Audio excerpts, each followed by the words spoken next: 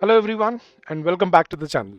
So guys, we are back with another session for your UPSC CSAT comprehension practice, and we are covering previous year questions, and this is the third session for your passages for the year 2012.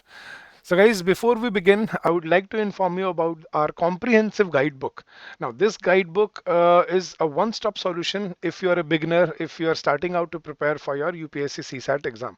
Now, this guidebook contains everything from syllabus to strategy to sources, which you can refer to for all the subjects of your CSAT exam, and this can definitely help you to prepare and to create the correct roadmap for your journey ahead. So you can download this from the link that has been given in the description of the video. This is absolutely for free, and you can get benefited from it. So let's move on to our passages for today. So we'll discuss three passages today, and we'll see how to solve such passages. So first passage, it's basically statement based. So we can't read the statements because that will add bias to your head. So just read the question. If it is factual, just read about it. If it's statement based, read the passage first. So let's read it. Foods travel more than the people who eat them. कि खाना जो हम खाते हैं वो उससे ज़्यादा travel करता है जो उसको खाता है। मतलब कोई आप जो खा रहे होते हो वो पता नहीं कहाँ से आया है, पका कहाँ पे, बना कहाँ पे, पैकेज कहाँ हुआ, डिलीवर कहाँ हुआ। तो obviously foods travel more than the people who eat them. Grocery stores and supermarkets are loaded with preserved and processed food. तो जो आपका सुपर मार्केट है ये भरे पड़े हैं प्रोसेस्ड और प्रिजर्व्ड फूड के साथ। Now this however often leads to environmental threats. ठीक है, लेकिन इससे क्या होता है, इस पे हमारे एनवायरनमेंट पे खतरा पैदा होता है, such as pollution generated by long distance food transportation. So इससे जो फूड ट्रांसपोर्टेशन से जो पोल्यूशन होता है, या wastage of food during processing and transportation, destruction of rain forest, reduced nutritional content, increase demand for preservation and packaging. So all these are the the challenges of processed food. Now, food insecurity also increases as the produce comes from regions that are not feeding their own population properly. तो food insecurity भी बढ़ती है क्योंकि वो ऐसे ऐसे area से भी आता है जहाँ पे लोग खुद के पॉपुलेशन को ही खाना नहीं दे रहे, उसको एक्सपोर्ट कर रहे हैं या उसको सेल कर रहे हैं to other reasons. So with reference to the above passage, which of the following statements is or are true? Number one, consuming regionally grown food and not depending on long traveled food is a part of eco friendly behaviour. बिल्कुल सही बात है. अगर आप regional खाओगे जो दूर से नहीं आया है उसको नहीं खाओगे तो ऑब्वियसली ये सारी जो प्रॉब्लम्स हैं वो उसमें नहीं होंगी. तो फर्स्ट स्टेटमेंट तो बिल्कुल करेक्ट है. सेकंड देखते हैं. Food processing industry puts a burden on our natural resources. Absolutely उसने बोला है. देखो रेन फॉरेस्ट हो गया, वेस्टेज ऑफ फूड हो गया ट्रांसपोर्टेशन में, तो it basically puts burden on your natural resources. This is also correct. So according to me both the statements were correct in this question. Next passage, guys. Let's read the passage first, and then we shall read the the question. So we have to find an inference in the passage. So let's read the passage. Open defecation is disastrous. So open defecation मतलब खुले में शौचालय जाना. तो open defecation is disastrous when practiced in very densely populated areas. कि जब घनी आबादी के एरियाज में जब लोग खुले में शौच जाते हैं तो वो बहुत ही खतरनाक होता है. Where it is impossible to keep away human feces from crops, wells, food and children's hands. जहाँ पे मतलब अगर डेंसली पॉपुलेटेड है और वहाँ पे लोग खुले में अगर शौच करते हैं तो वो मतलब फसल से, पानी से, खाने से और बच्चों के हाथों से दूर रखना नामुमकिन हो जाता है. मतलब इस जो ओपन डेफिकेशन है इसको. Ground water is also contaminated bye open defecation. और जो धरती का पानी है वो भी उससे खराब होता है. Many ingested germs and worms spread diseases. जो पानी हम खाते हैं या मतलब पानी पीते हैं या खाना खाते हैं उसके बाद उससे क्या होता है, जो जर्म्स हैं वो डिजीज स्प्रेड करते हैं. They prevent the body from absorbing calories and nutrients. और वो जो डिजीजेज हैं, diseases they prevent absorbing calories and nutrients, मतलब बॉडी की ग्रोथ नहीं हो पाती उससे. Nearly 1/2 of India's children remain mall nourished. और माल नरिश्ड मतलब लगभग आधे बच्चे इंडिया में माल नरिश्ड होते हैं. सो सी के ओपन डेफिकेशन का कितना फार रीचिंग इम्पैक्ट है. Lakhs of them die from preventable conditions. Diarrhoea, ठीक है, diarrhoea leaves Indians bodies smaller on average than those of people in some poorer countries where people eat fewer calories. तो diarrhoea से मतलब इतने ज़्यादा प्रभाव पड़ता है हमारी बॉडीज़ पे कि हम ऑन एन एवरेज बेशक हम ज़्यादा खाते हैं लेकिन अच्छा खाना नहीं मिल पाता, इसलिए हमारी बॉडी स्टंटेड रह जाती है।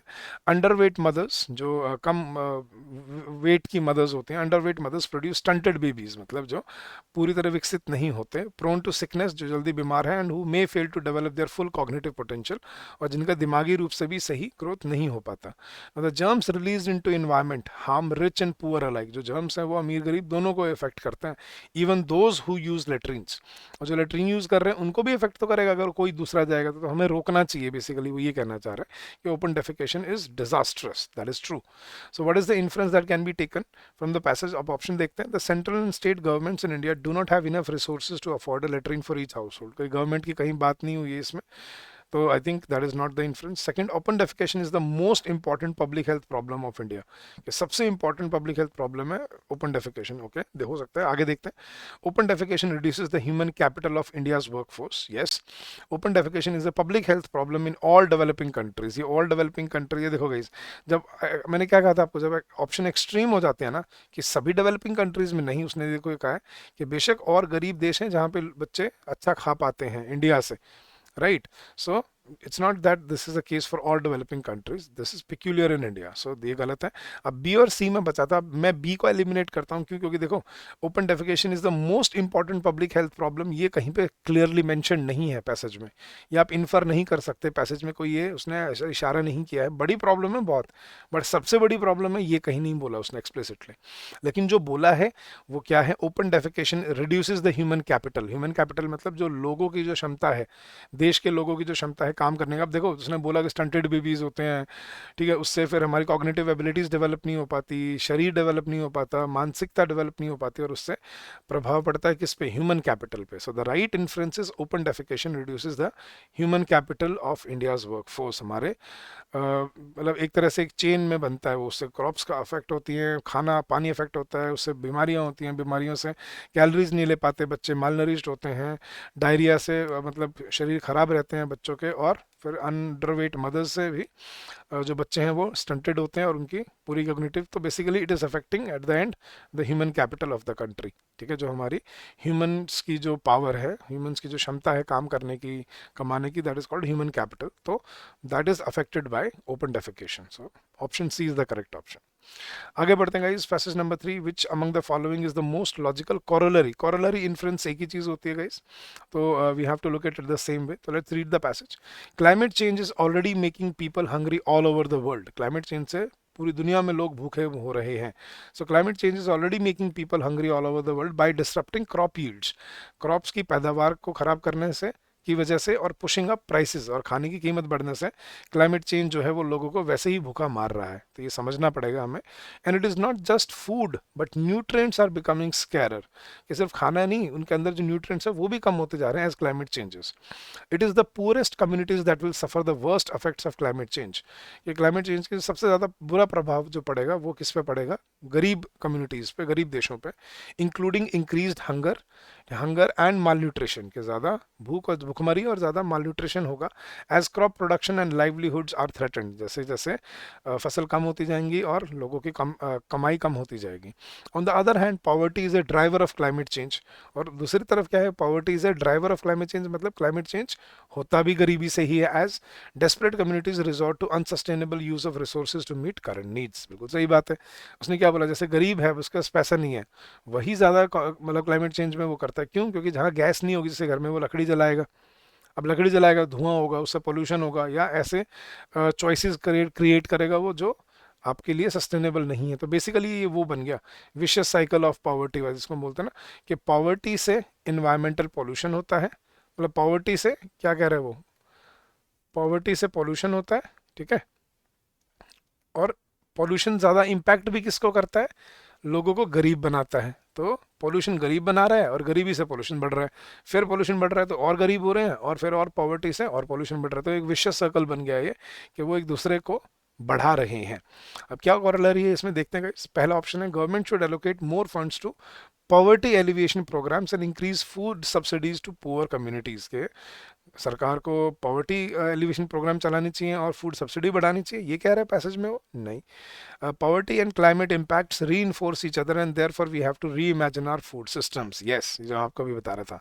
सी देखते हैं एक बार. All the countries of the world unite in fighting poverty, malnutrition and treating. नहीं, all the countries की कहीं बात ही नहीं हो रही है इसमें. ठीक है.